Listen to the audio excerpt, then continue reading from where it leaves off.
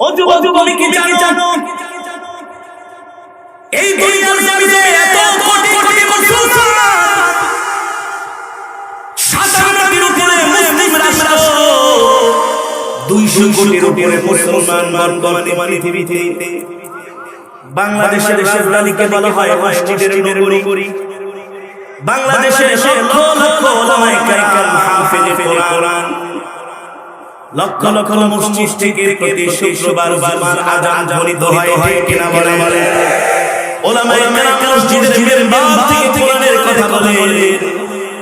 পৃথিবী যেখান থেকে সূর্য উদিত হয়, যেখান থেকে সূর্য অস্ত যায়, এমন কোন মিনিট নাই পৃথিবীর জমিনে আযান বন্ধ আছে। প্রতিটা মিনিটে আল্লাহু আকবারের ধ্বনি হচ্ছে, আল্লাহু আকবার। পৃথিবীতে এত কোটি কোটি মুসলমান কিভাবে হলো? আগে মুসলমান ছিল না। আল্লাহ তাআলা পয়গম্বরকে মক্কার জমিনে পাঠিয়েছিলেন। ও আমার বন্ধু হাবিব, আমি আপনাকে যে কোরআন দিলাম, কোরআন দিয়ে মক্কার কাফেরদের কোরআনের দাওয়াত দেন।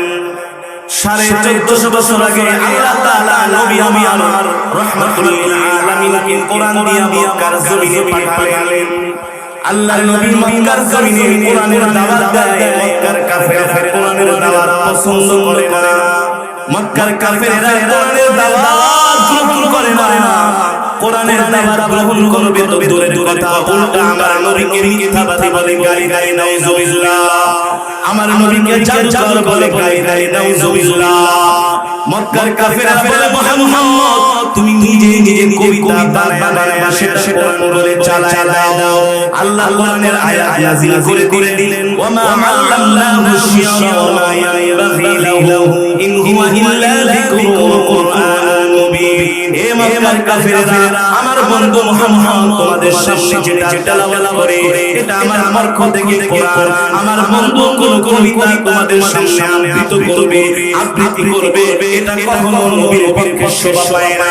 আর আমি আল্লাহ আমার বন্ধুকে যে কোরআন দিয়েছি তোমাদেরকে ভয় দেখানোর জন্য, যাতে করে তোমরা মূর্তি পূজা ছেড়ে দাও, এক আল্লাহর প্রতি ঈমান আনো। আমার নবী মক্কার জমিনে কাফেরদেরকে কোরআনের দাওয়াত দেয়। মক্কার কাফেররা আমার নবীকে হত্যার ষড়যন্ত্র করে, আমার নবীর বিরুদ্ধে চক্রান্ত করে, আমার নবীর বিরুদ্ধে ষড়যন্ত্র করে। মক্কার জমিনে একদিকে আল্লাহর নবী মুহাম্মদ একা, আরেকদিকে মক্কার বিশাল শক্তিশালী বাহিনী।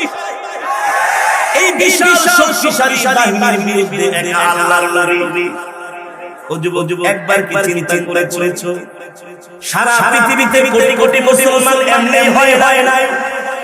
লক্ষ লক্ষ মসজিদ মাদ্রাসা ঢাকা এমনি হয়। এত মুসলমান পৃথিবীর জমিনে হয়েছে আমার নবীর বুকের কাজের মাধ্যমে। আল্লাহ নবী কোরআনের কথা বলার কারণে তায়েফের ময়দানে কাফেররা আমার নবীকে এমন ভাবে পাথর মেরেছে, নবীর শরীর রক্তাক্ত হয়ে গেছে। পাথরের আঘাতে নবীর শরীর ক্ষত হয়েছে। আল্লাহ নবীকে ঘরের মধ্যে জামা খুলতেছেন। আম্মা জানা আয়েশা রাদিয়াল্লাহু তাআলা আনহা আল্লাহর নবীর শরীর দিয়ে তাকায় বলে, ওগো আমার প্রিয় স্বামী, ওগো আমার কলিজার টুকরা স্বামী, আল্লাহর নবী ছোটবেলায় কি আপনার বসন্ত রোগ হয়েছিল কিনা? ছোটবেলায় কি আপনার কুষ্ঠ রোগ হয়েছিল কিনা?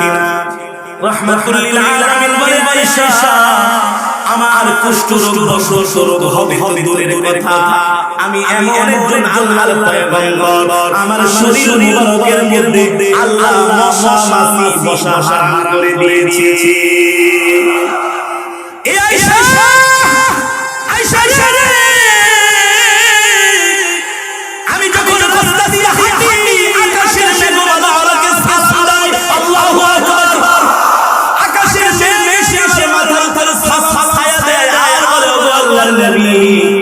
আপনি রাস্তা দিয়ে হাঁটতেছেন, আপনার শরীর মুবারকে রোগ লাগবে, আপনি সহ্য করতে পারি না।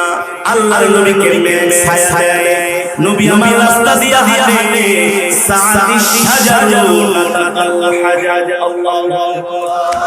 এই যুবকের অর্থ তুমি জানো?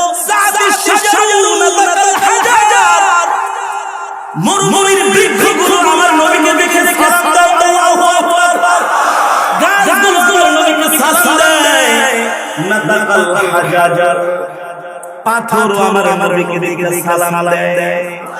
আর জোরে জোরে আল্লাহু আকবার।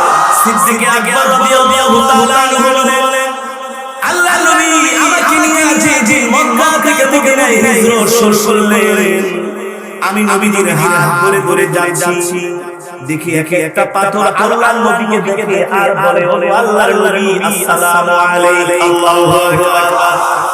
আমার নবী পাথরের উপরে পড়া দেয়, নবীর বরকতে শত পাথর তুলার মতো নরম হয়ে যায়।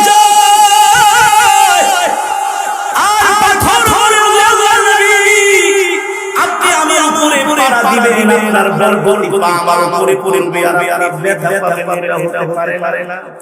আপনার বরকতে আমি পাথর আমার জন্য তুলার নরম হয়ে যাচ্ছে। আল্লাহু আকবার।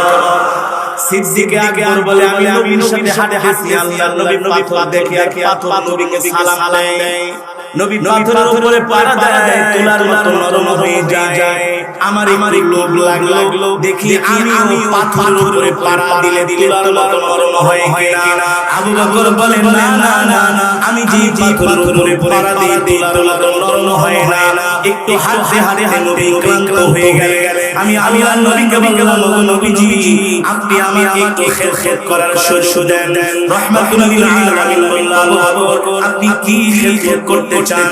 আপনিও ক্লান্ত, আমি ক্লান্ত। সিদ্দিক আকবর বলেন, ও আল্লাহর নবী, আমি চাই আপনাকে একটু কোলে তুলে নিতে, কিছুক্ষণ সময় আপনি বিশ্রাম নেন। আপনি ক্লান্ত শান্ত হয়ে যাচ্ছেন, আপনার শরীর থেকে ঘাম ঝরছে, আমি সহ্য করতে পারি না, একটু অনুমতি দেন, আমি আপনাকে আমার কোলে তুলে নেই। সিদ্দিক আকবর বলেন, আমি আল্লাহর নবীকে আমার কোলে নিলাম, মনে হলো আমার শরীরের মধ্যে আল্লাহর নবী উঠেছে। আল্লাহু আকবার। আল্লাহর নবী তুলার মতো পাতলা হয়ে গেছে। এটাই আল্লাহ কারীম, আল্লাহ তাআলা আমার নবীকে গর্দন ধরেছেন কিনা বলেন। ওই সময় আমি আমার শরীরের উপরে থাকে, তাহলে সিদ্দিক আকবরের কোলে নিতে কষ্ট হবে।